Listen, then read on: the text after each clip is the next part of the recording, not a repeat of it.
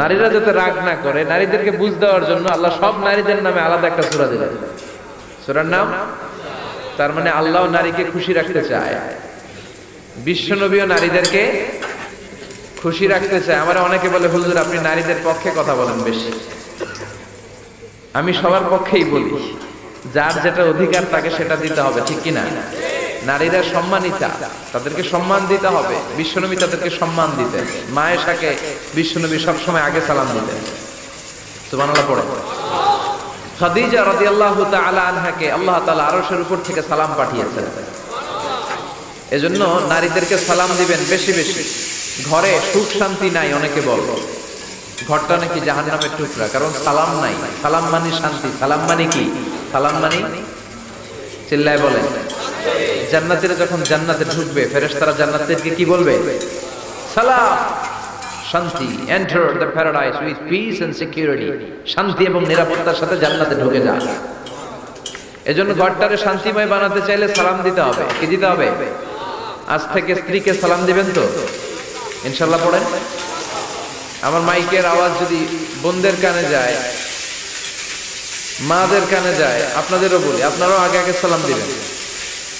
এই দৃশ্য বাচ্চারা দেখলে বাচ্চারাও সালাম শিখবে, ঠিক কিনা? মা খাদিজার ব্যাপারে আল্লাহ বলেছেন, জিব্রাইল তুমি যে খাদিজারে আমার পক্ষ থেকে সালাম দিয়ে দাও, আর খাদিজারে বলে দাও জান্নাতে খাদিজার জন্য এমন ঘর আমি প্রিপেয়ার করে রেখেছি যেই ঘরের ভিতরে কোনো নয়েজ নাই, কোনো আওয়াজ নাই, কোনো ডিস্টার্ব নাই, আছে শান্তি। সুবহানাল্লাহ। কারণ বিশ্বনবীর জন্য খাদিজা নিজের ঘরটার এরকম নয়েজহীন, কোলাহল মুক্ত, শান্তিময় করে রেখেছিলেন।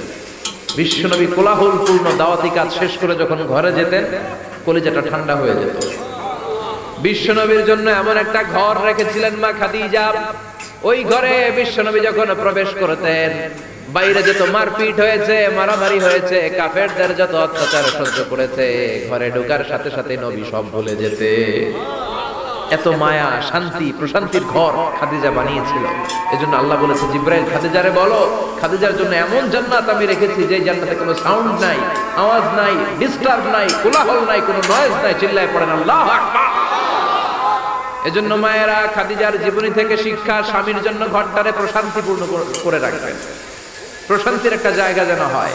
কানের কাছে এসে বেশি বেশি ঘ্যান ঘ্যান করেন না। ঘরে ঢুকলে চাল নাই, ডাল নাই, এটা লাগবে, ওইটা লাগবে, ছেলের ওইটা লাগবে। আস্তে আস্তে অনেক স্বামী হার্ট অ্যাটাক করে স্ত্রীর কারণে, জানেন ঠিক কিনা? ওই কয় ঠিক, সবাই ভুক্তভোগী, কমন করে গেছে। দুই পক্ষেরই বললাম, স্বামীরাও সালাম দিবেন, স্ত্রীরাও দিবেন। সালাম মানে শান্তি। তো ঘরটারে শান্তি দিয়ে ভরে দিবে কে?